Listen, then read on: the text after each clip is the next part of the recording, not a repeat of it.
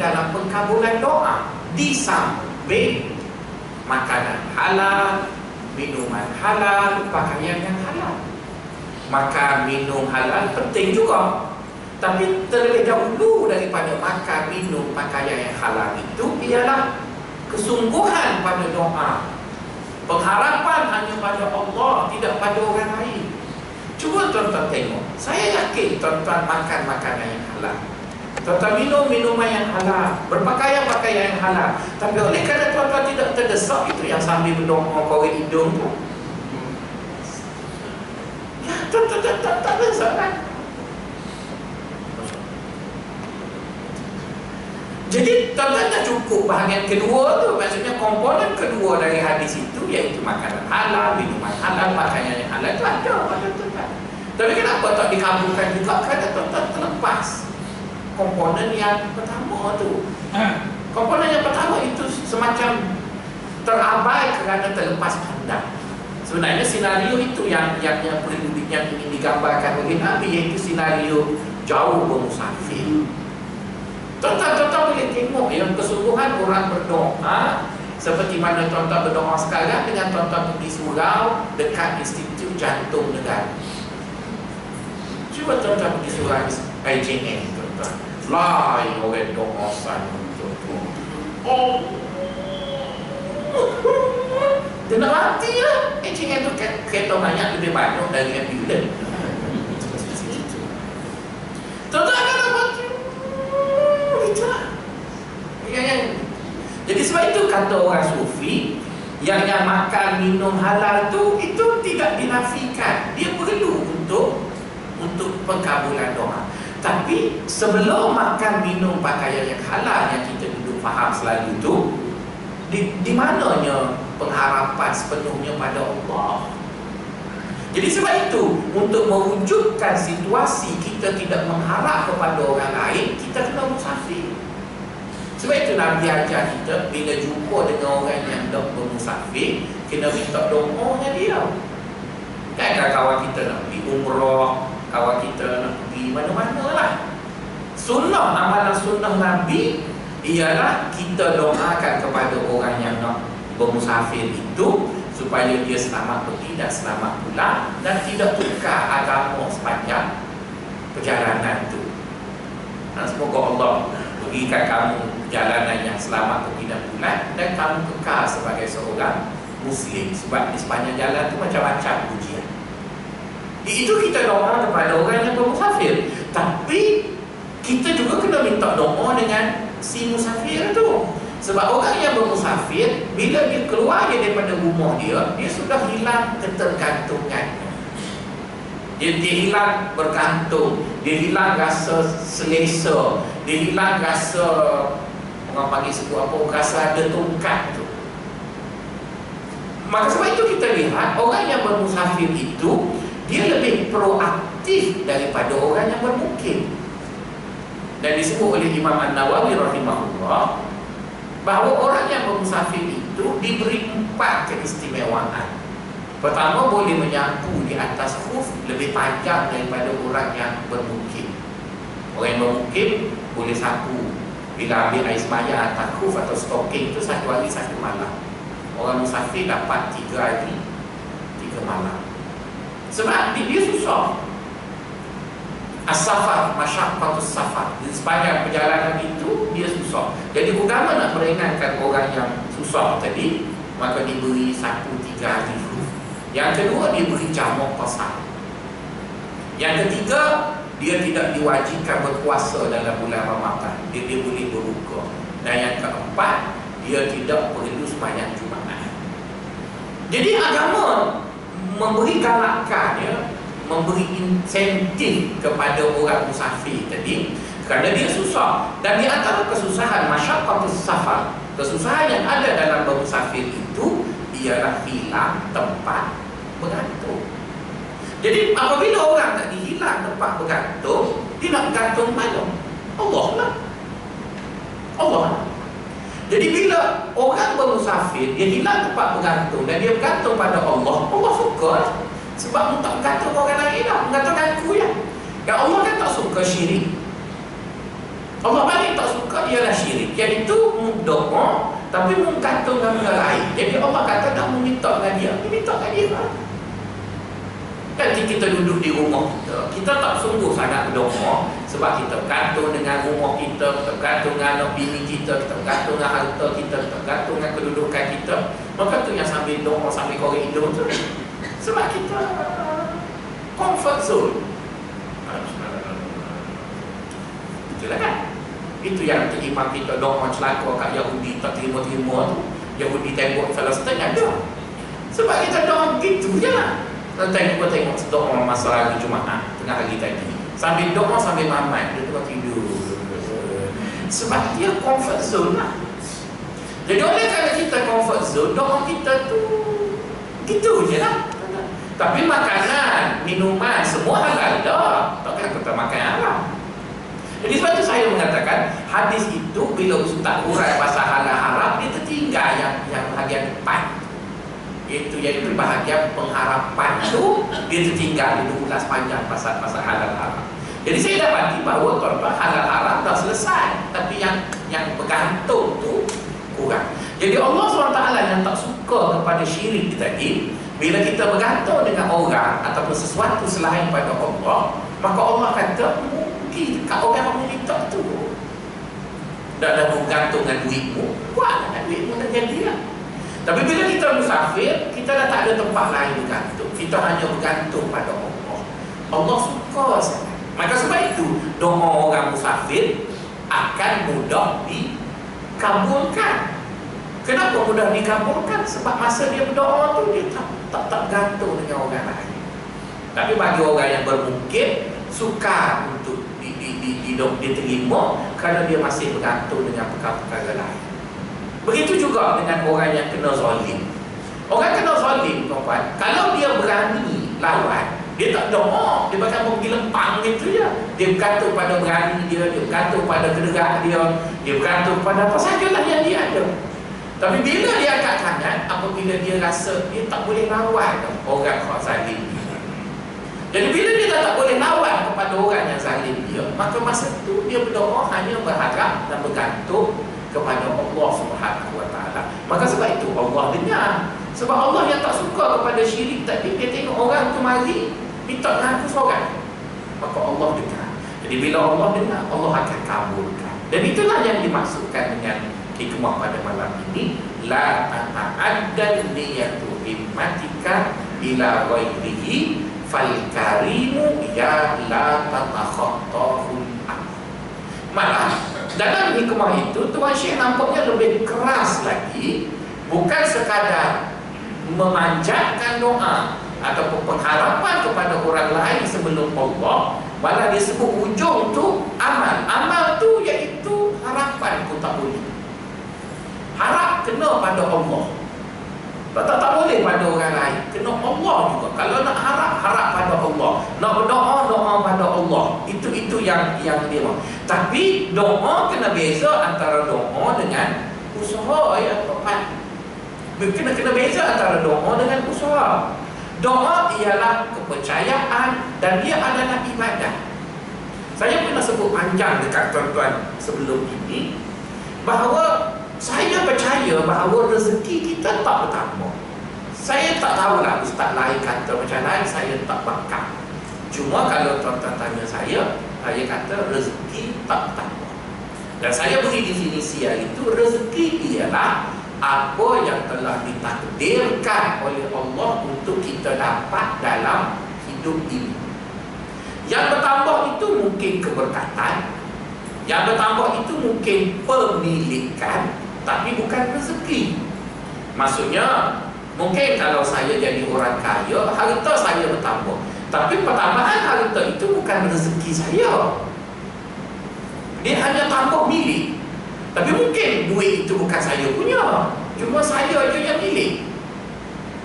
Dan macam-macam kawan saya, dia dua-dua orang pensyarah kanan, gaji seorang 8,000 kali 2, 16,000. Dengan dia kahwin 2 orang, suami isteri jadi pensyarah, dia pun belilah rumah 1.5 juta. Jadi dengan rumah 1.5 juta, dengan gaji 15,000 sebulan, 8,000 bayar installment dia. Untuk rumah tu. Jadi dia tinggal, bila duduk rumah 1.5 juta, maka mana boleh makan nasi lemak harga RM1.5. Dia mesti ada kelas yang semacam setara. Takkan kereta nak pakai Persona, mesti pakai paling kurang ekor. Kena rumah 1.5 juta tu. Maka kos dia sebulan dia perlu ada 23,000. Sedangkan dia punya income 15,000 berdua. Maka dia kena buat overtime.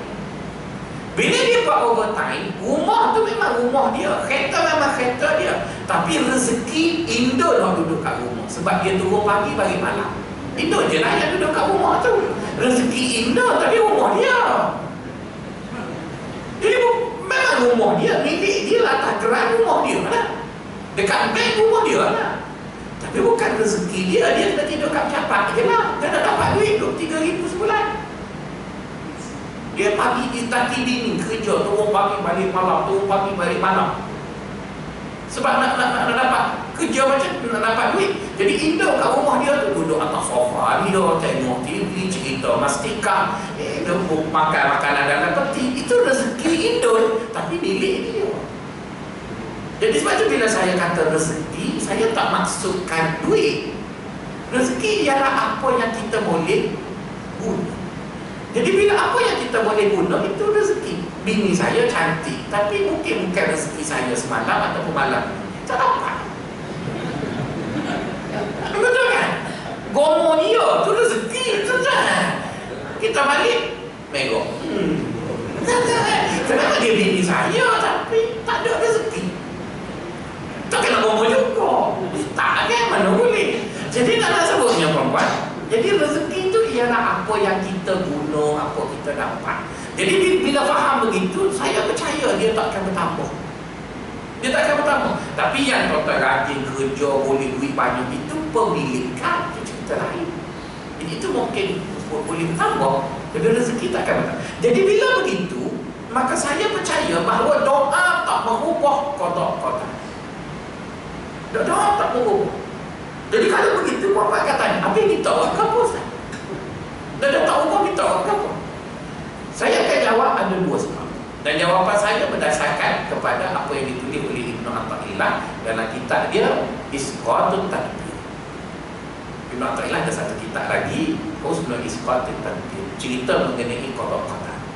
Kata Tuan Syekh, kata dia, kita perlu betulkan persepsi kita tentang doa.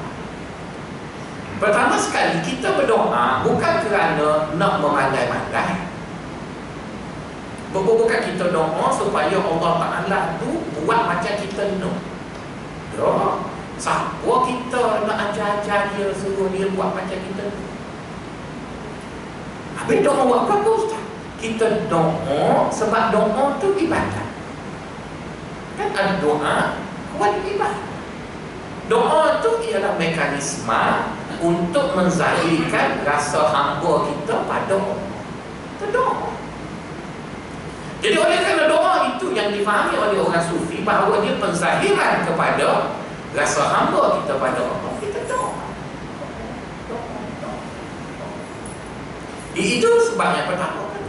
Yang kedua, kita berdoa, kita mengadu bahawa apa yang Allah takdirkan pada kita ini kadang kita tak mampu pikul. Dia bukan suruh Tuhan ubah, suruh Tuhan dengar bahawa kita ni mengadu. Dengar, ya Allah, mau bagi aku sakit, aku nak buat apa?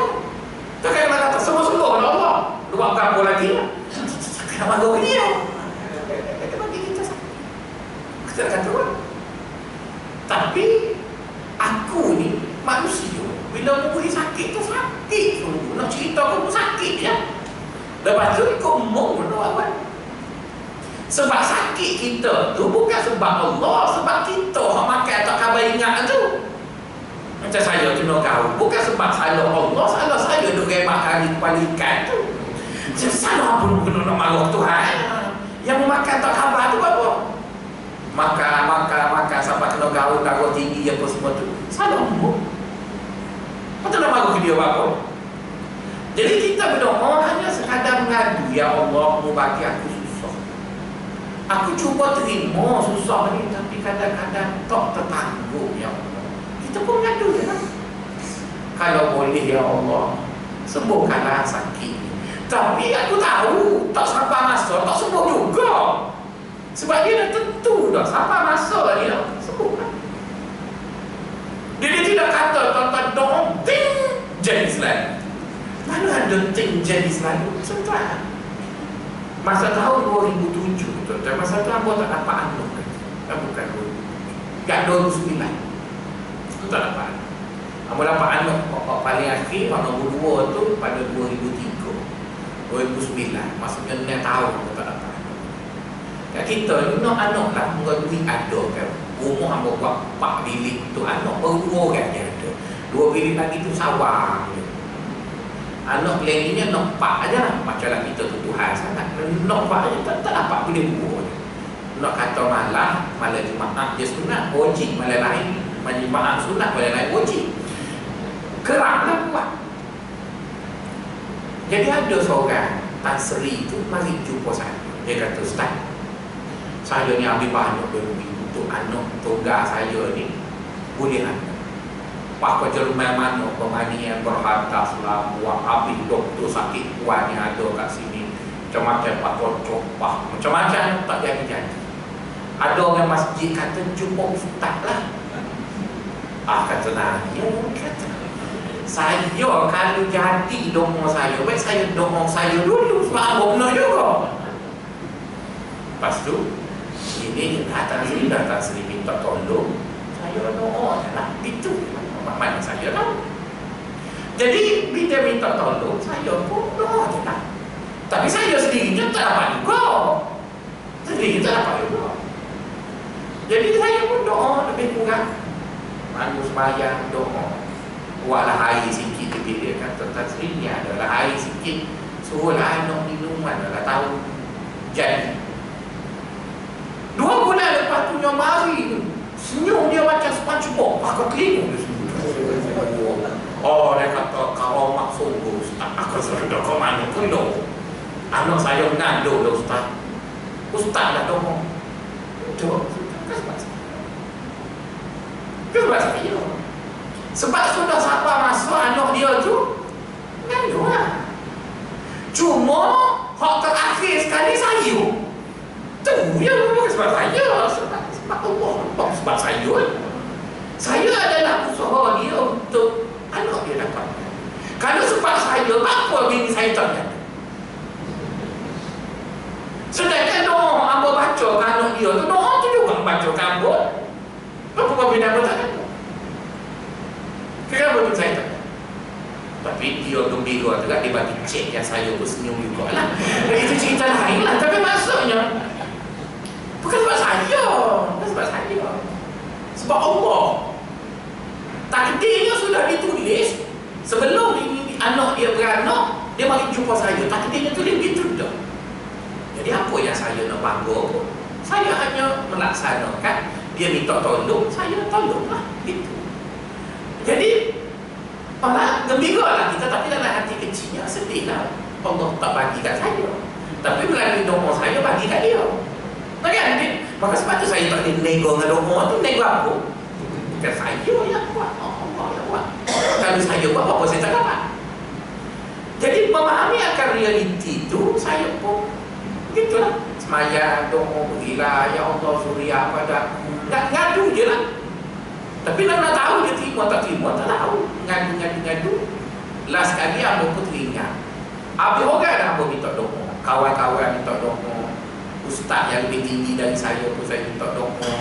Jumpa doktor pun saya buat. Saya teringat satu lagi je orang yang saya tak minta doa, iaitu minta doa anak murid. Tolong anak murid. Anak murid lah macam tuan-tuan.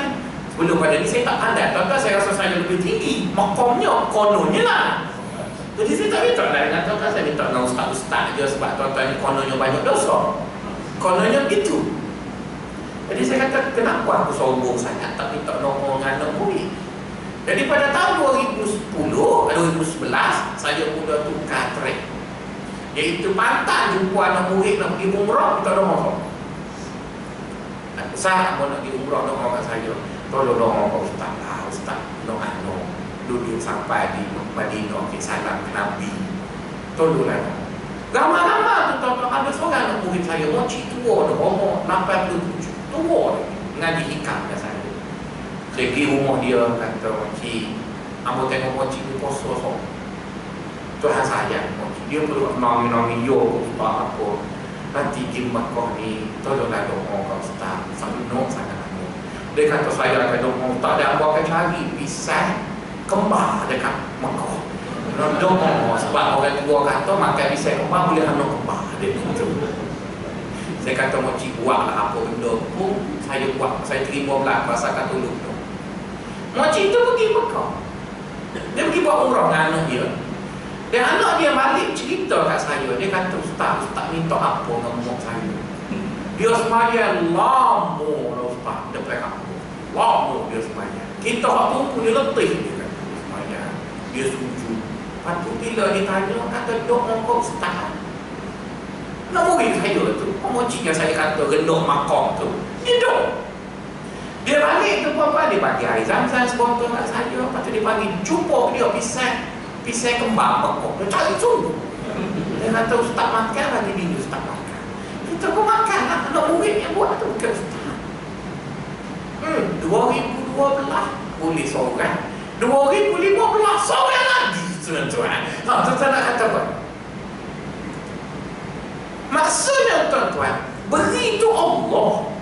Yang beri tu bukan orang lain, Allah yang beri. Cuma benda tu ceritanya ada dah kat atas tu. Kita tak tahu kan. Jadi sampai masa saya minta tolong dia tolong doa. Maka sebab itulah daripada sunnah Nabi, kita ni kena saling berdoa kepada kawan kita. Sunnah Nabi. Bila nak minta doa jangan dicari ustaz je. Ustaz pun kena cari. Tuan-tuan kita kan kawan. Tuan-tuan susah, cerita saya ustaz tolong doa apa pun insyaAllah saya tolong doa. Pasal nanti saya susah, saya minta tolong dengan tuan-tuan pula. Tuan-tuan doa, mana tahu tuan-tuan di kalangan kita ini bila tuan-tuan angkat tangan, Allah dengar. Allah dengar. Kenapa harus mesti ustaz aja yang berdoanya? Kenapa tak ada saya doa lepas tu jual pula air, apa pun nak jual? Kita kan kawan tuan-tuan. Tuan-tuan susah minta tolong saya doa, saya susah minta tolong tak kawan tuan-tuan doa. Bapa tuan-tuan tak baik ke? Itu rasa saya dia tuan-tuan banyak dosa. Tuan-tuan lebih wali dari saya tak tahu. Kita tak tahu tuan-tuan makam orang di sisi Allah Subhanahu wa ta'ala. Kenapa harus mengatakan kita je yang hebatnya? Orang lain pun di sisi Allah itu kan Allah dia yang tahu. Jadi oleh kerana itu Tuan Syekh kata bila berdoalah kepada Allah. Berdoa kepada Allah dan dia akan beri. Cuma dalam usaha untuk berdoa itu kita usahalah. Jumpa kawan, jumpa siapa-siapa, minta tolong dia doakan kepada kita. Jadi bila kita berdoa, kita bukan nak ajak Allah, ya Allah, bukalah. Mana-mana boleh buka. Siapa kamu? Takkan kita dengan Allah kita lebih pandai dari Allah. Allah jauh lebih pandai mengatur hidup ini. Cuma bila kita berdoa mengadu sampai masa seperti yang telah ditakdirkan itu, maka kita pun sembuh. Jadi sembuh itu disebabkan oleh Allah. Cuma sebabnya ada macam-macam lah. Contoh lain tuan-tuan, misalnya tuan-tuan percaya bahawa paracetamol menghilangkan sakit kepala. Paracetamol itulah Panadol. Panadol tu brand, umpamanya paracetamol. Tak tahulah betul kau Inggerisnya, tapi yang penting begitulah dia tulis paracetamol.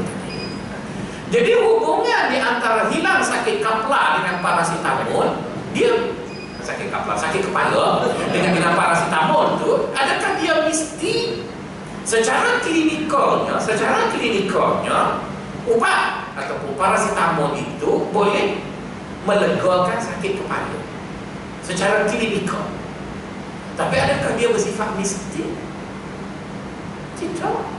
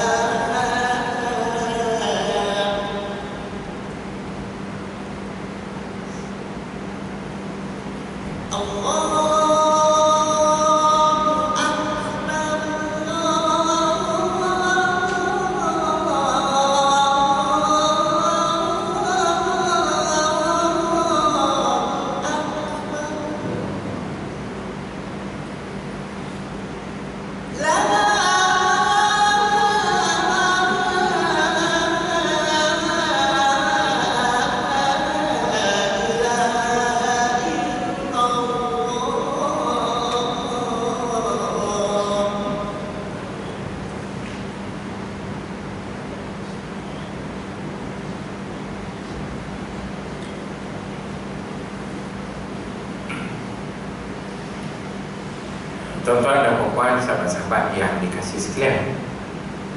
Jadi, oleh kerana kita percaya kepada iklan Panadol itu, paracetamol tadi, maka kita semacam beriman, yakin bahawa paracetamol itu menghilangkan ataupun melegakan sakit kepala. Sedangkan hakikatnya hubungan di antara kelegaan dari sakit kepala dengan paracetamol itu adalah hubungan yang tidak bersifat yakin. Dia adalah bersifat lazim, iaitu biasanya. Tapi kerana pembiasaan itu berlaku secara turun-temurun sesuai dengan iklan Panadol tu, daripada perempuan yang jahit manik itu muda sampai tua dia sakit kepala makan Panadol tadi, maka kita pun percaya dengan iklan tadi yang mengatakan bahawa secara yakinnya Panadol menghilangkan sakit kepala. Sebenarnya dia adalah kerana pengulangan perkara itu berlaku. Tapi secara hakikatnya bukan begitu. Buktinya ada je orang yang makan Panadol tak hilang sakit kepala. Sebenarnya yang menjadikan sakit kepala itu hilang kerana ada dua perkara. Pertama, serasi. Serasi di antara komponen tubuh yang ada pada orang yang sakit kepala tadi, cecairnya apa benda tubuh dia tadi, dengan adunan paracetamol hilanglah.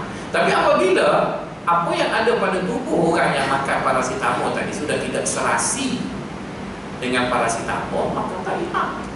Jadi yang nak dicarinya keserasian. Maka mungkin ada orang dia tak makan paracetamol tetapi dia baca Al-Fatihah, selawat Nabi, dia tepuk dahi dia serasi, maka hilang sakit kepala.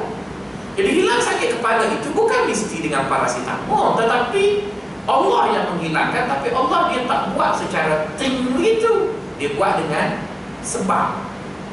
Jadi sebenarnya untuk menyembuhkan sakit kepala itu memerlukan sebab. Kerana kita duduk di dunia, maka sebab itu ada kala paracetamol, ada kala dengan baca selawat, ada kala dengan minum air, macam-macam lah sebabnya. Jadi sebagai orang yang memahami akidah yang betul, kita tidak mengatakan paracetamol menyembuhkan sakit kepala. Paracetamol adalah sebab untuk kita sembuh sakit kepala. Jadi sebagai seorang yang memahami akan hakikat itu, bila kita sakit kepala, maka kita minta Allah sembuhkan kita dari sakit kepala tu. Lepas tu makanlah paracetamol. Lepas tu kalau tak ada paracetamol, baca selawat 3 kali, tepuk begitu. Dan kalau Allah nak bagi hilang, ya hilanglah. Jadi itu yang dimaksudkan dengan Tuan Syekh mengenai doa tadi. Okey, di hujung hikmah itu ada disebut perkataan karim. Ya, karim ini dia bukan makna mulia sahaja, tetapi mulia kerana memberi. Ya, dia mulia kerana dia banyak beri. Jadi tuan-tuan, karim ini adalah satu maqam ataupun satu gelar yang lebih tinggi daripada sakhir. Sakhir itu maksudnya baik hati, suka beri juga. Tapi kemuncak kepada sakhiyun karimun. Mari kita dengar hadis ini dan kita ukur bagaimana kita ataupun apa kriteria orang itu boleh kita kata karim. Rasulullah SAW bersabda, as-sakhiyu qaribun min Allah wa qaribun minal jannah wa qaribun minan nas wa ba'idun anin nar. Al-bakhilu ba'idun anil jannah, ba'idun anillah, wa ba'idun anin nas, wa qaribun ilan nar. Orang yang baik hati, iaitu suka memberi, dekat dengan Allah, dekat dengan syurga, dekat dengan manusia, jauh dari neraka. Orang yang kedekut ialah orang yang dekat dengan neraka, jauh dari Allah, jauh dari syurga, jauh dari manusia. Nampaknya dalam hadis itu lawan kepada baik hati ialah kedekut. Tapi Allah tak guna karim, Allah guna sakhir. Jadi oleh kerana dua term tadi disebut secara umum, maka perlu diberi suatu definisi. Bila orang tu dipanggil baik hati, bila orang tu dipanggil kedekut. Nah, kalau saya tanya tuan-tuan, tuan-tuan pakai kedekut, kedekut tu Ustaz? Dia ada kayu ukur dia tuan-tuan. Bila panggil kedekut, bila panggil baik hati, dia tak boleh. Kita bagi duit kat orang tu baik hati. Nanti dulu tuan-tuan bagi duit dekat LHDN, baik hati ke? Kan akhir bulan ni kan tuan-tuan kan bagi duit dekat lembaga hasil, tuan-tuan baik hati ke?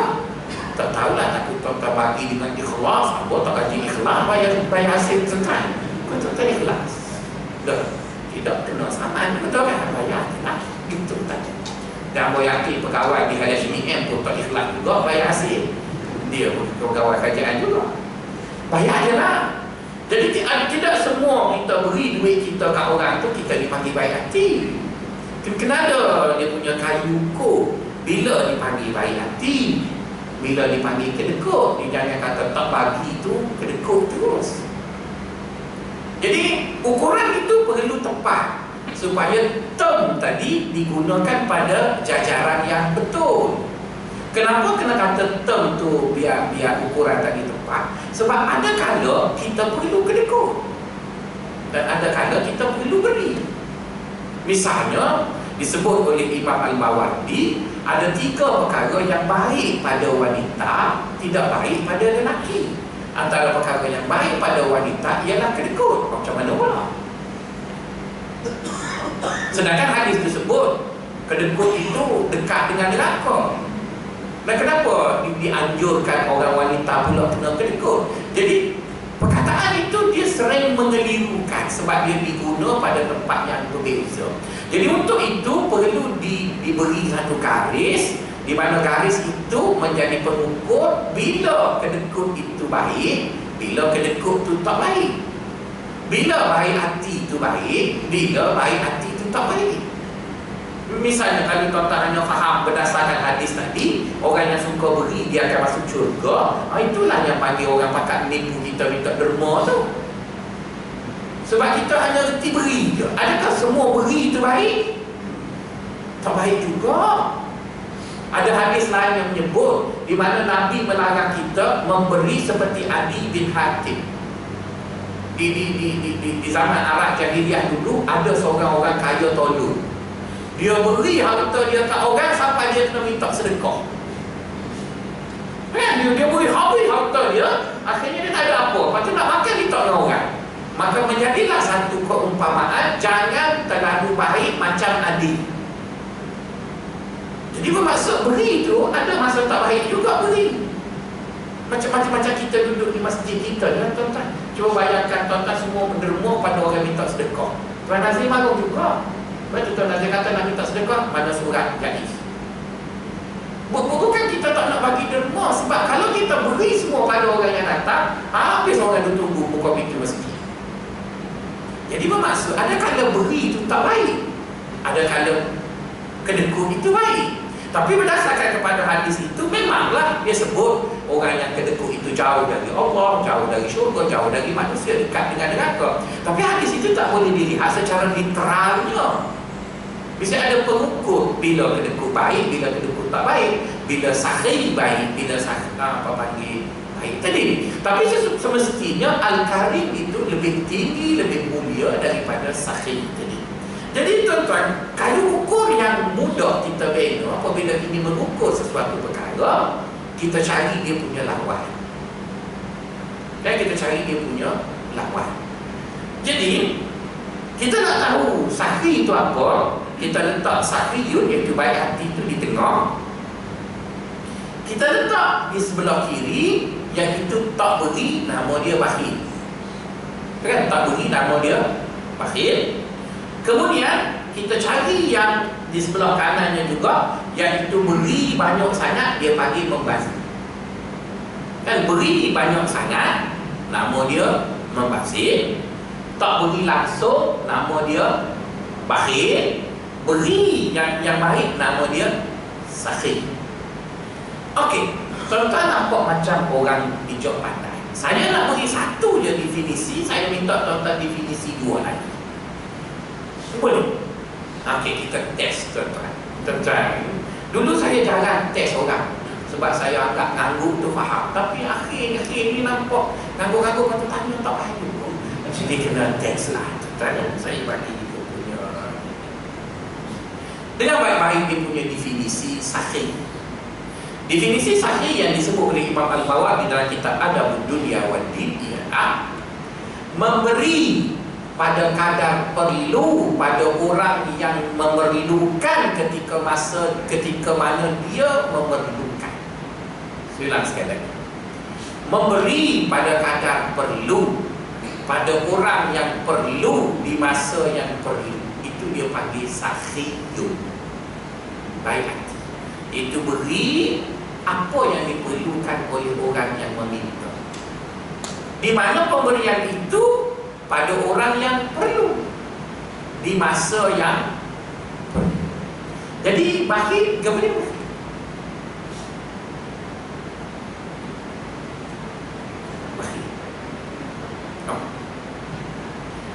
Cuba kita tak masuk neraka saya.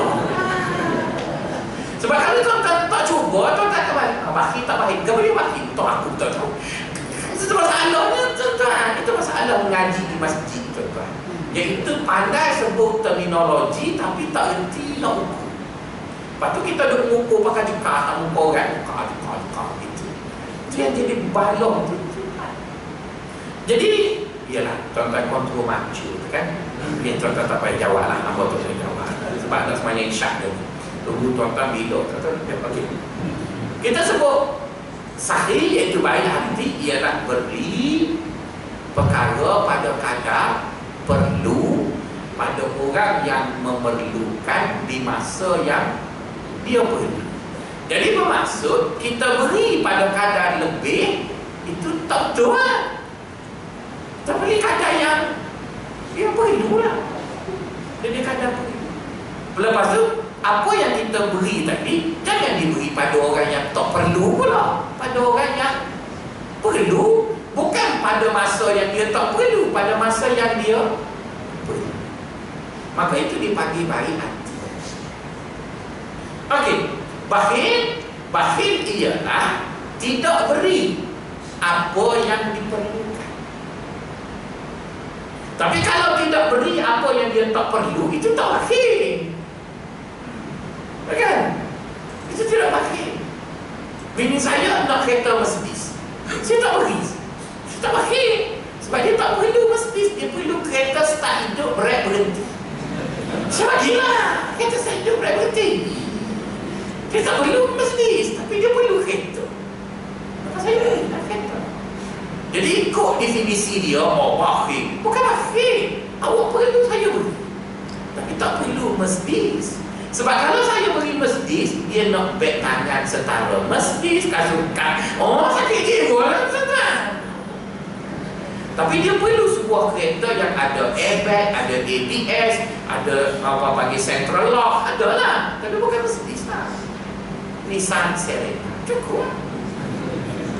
Sebab dia nak bawa anak ramai juga lah. Jadi nak kata saya tak kedekut. Sebab saya tahu kedekut tu tak baik. Tapi saya ada pengukur bila dipanggil kedekut, iaitu beri apa yang tidak diperlukan. Jadi setelah saya beri awak apa yang awak perlu, saya dah tak kedekut. Tapi apa yang awak mahu, saya tak bagi. Maka awak nak kata saya kedekut, lantak kan cari lelaki lain kan? Hak ni hak mau beri aku beri. Tapi hak mau nak aku tak. Sebab Allah pun tak pernah beri dekat aku apa aku nak. Allah beri apa yang aku perlu. Saya kalau nak kira nak, saya nak jadi Perdana Menteri. Tidak lagi kan saya ada ke Allah kedekut. Allah tak kedekut. Tapi apa yang saya perlu, udara untuk saya bernafas. Bila saya lapar, dia bagi saya makan. Dia bagi. Bila saya nak bagi sini ada kereta start hidup, brake berhenti. Dia bagi.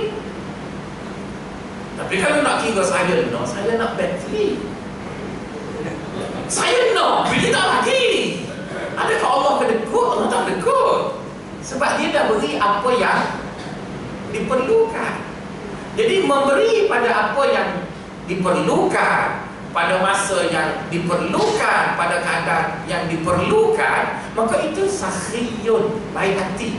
Malah Allah bukan saja beri apa perlu pada masa, dia beri lebih lagi daripada beri. Maka itu dipanggil karim. Karim iaitu memberi lebih daripada yang diperlukan pada keadaan orang tu tak perlu pun. Maka itu yang dia panggil karim. Jadi karim itu lebih mulia daripada sakhir. Tapi bila nak tahu sakhir, itulah definisinya. Bakhil apa makna bakhil? Kita tak beri apa yang diperlukan Betul kan? Sedangkan kita mampu untuk memberinya pada masa yang dia perlu, bakhillah. Tapi kalau kita tak beri apa yang dia perlu sebab kita tak mampu, maka itu belum bakhil. Seorang ayah yang miskin, anak nak beli kasut sukan Nike ataupun Adidas, beli dekat Exxon, ayah tak mampu beli, maka ayah tidak bakhil sebab satu, anak minta tak perlu.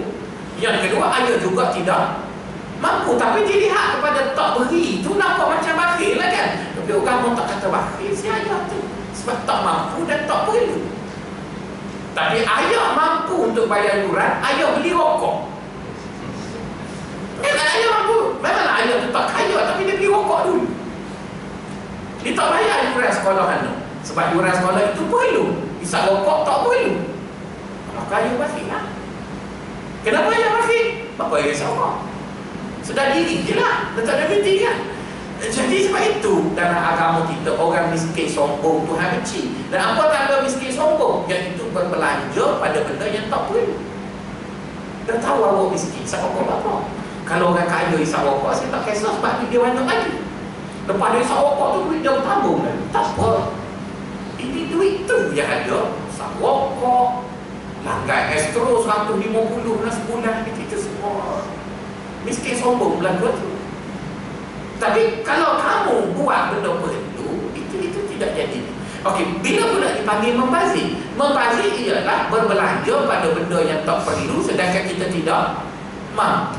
Membazir ialah. Tapi kalau kita mampu, kita belanja pada benda tak perlu, itu tidak membazir. Dia tidak membazir. Saya ada duit, saya nak makan nasi Arab, sedangkan saya tak perlu makan nasi Arab. Perlunya makan nasi lemuk aja sebab lapar. Adakah membazir dia makan nasi Arab? Tak membazir, dia baru lagi sekejap lagi. Ada membazir, tak membazir. Tapi kalau saya tak ada duit, saya tak ada duit, sampai berhutang orang nak pergi makan nasi Arab, sedangkan saya tak perlu makan nasi Arab, saya hanya perlu makan nasi je, maka di sana membazir. Jadi sebab itu pada saya definisi yang diberi oleh Al-Mawardi itu cukup berguna untuk mengukur bila dipanggil membazir dan bila dipanggil kedekut. Dan hidup yang paling baik ialah sahih, beri apa yang diperlukan pada orang yang memerlukan pada masa yang diperlukan. Jadi Allah SWT disebut oleh Tuan Syekh Karim. Karim itu lebih tinggi daripada sahih, iaitu beri apa yang diperlukan dan lebih lagi, lebih daripada apa yang diperlukan kepada orang yang memerlukan pada masa yang diperlukan. Maksud beza sahih dengan karim ialah karim itu beri cukup-cukup apa yang diperlukan, tapi karim beri dengan rela hati lebih daripada apa yang diperlukan. Maka sebab itu kita lihat dalam hidup kita terlalu banyak rezeki yang diberi melebihi daripada apa yang kita perlu. Jadi tak sepatutnya lah bila kita susah, kita mencari orang lain dengan menomoduakan Allah ataupun menyampaikan Allah. Sebaliknya bila kita susah, carilah Allah dulu dan setelah itu barulah kita berusaha. Itu yang dimaksudkan Al-Karma. Itulah hikmah yang kita sebut tadi. Kalau kita ingat juga, apa yang baik datang daripada Allah Subhanahu Wa Taala. Saya terkasar kata minta maaf banyak-banyak. Dengan bicara yang ringkas itu, kita dapat faham dan akhirnya mencari Allah setiap kali kita berada dalam kesusahan. Assalamualaikum warahmatullahi wabarakatuh.